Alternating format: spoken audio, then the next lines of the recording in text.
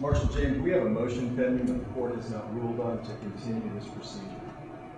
Based on the fact that the pool was selected by justices that should have disqualified. That rule, that motion has not been ruled upon. It can't be voted upon. It can't be voted upon. We have a motion pending to continue this procedure I because the understand that. methodology that was set by justices that should have recused in this sealed case. This court has refused to address that motion. Mr. Rodriguez, You said there's not a court. There's a court right here, Your Honor. can't address it. You may be seated. Well, we'll leave, Your Honor. And Chief Justice Moore will address the media outside.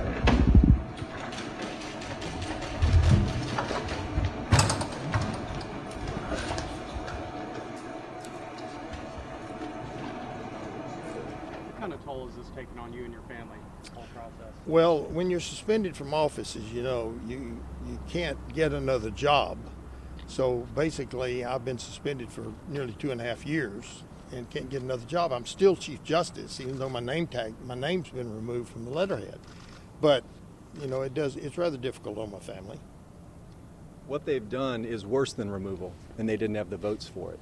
They'd have to have a unanimous court to remove him. Not only did they effectively remove him, but they did something far worse than that, which is take away his ability to provide for his family for the next 2.5 years. And they know what they did. That's what's sad about it. So when this is all said and done, I mean, of course, they're still picking those names upstairs. The appeal process, as far as I know, will go forward. Really, where does this leave the status of your appeal moving forward? Well, of course, when they pick the names, we'll look at the names and we'll go forward from there. But we'll make no decisions till I see what they've done up there. I think it's very important to understand that this is going to affect active sitting judges and justices from now on. To have the court of the judiciary say that we can't remove you because we didn't have the votes, but we can suspend you for 2.5 years yearly. That's completely improper. It's a de facto removal. It has to be reversed. It has to be reversed for the sake of the judges and justices in our state. Or we're going to warp the law and let them just skip over a unanimous vote for removal and say they can remove you for the rest of your term. This is the longest suspension ever handed down by the Court of the Judiciary. And it's for a legal order which they can't contradict on its face. So they have to make up how they feel about the order. Not about what I did, not about the legal effect of the order, but how they feel I did on the order. For example, they say I told probate judges to disobey federal courts. I would never tell anybody to disobey an order of a court. That's not my job.